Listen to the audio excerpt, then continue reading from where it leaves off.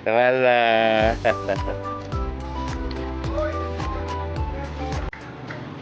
No.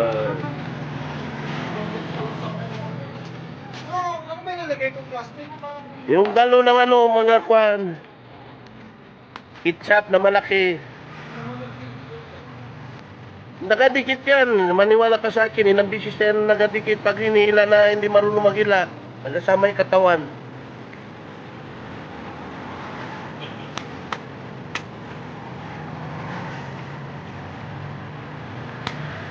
Ang iniiwasan kasi natin yan, para hindi magalaw yung makina doon sa likod. Hindi siya maghila-hila. Pag nag-leak doon, tapos na naman. Ang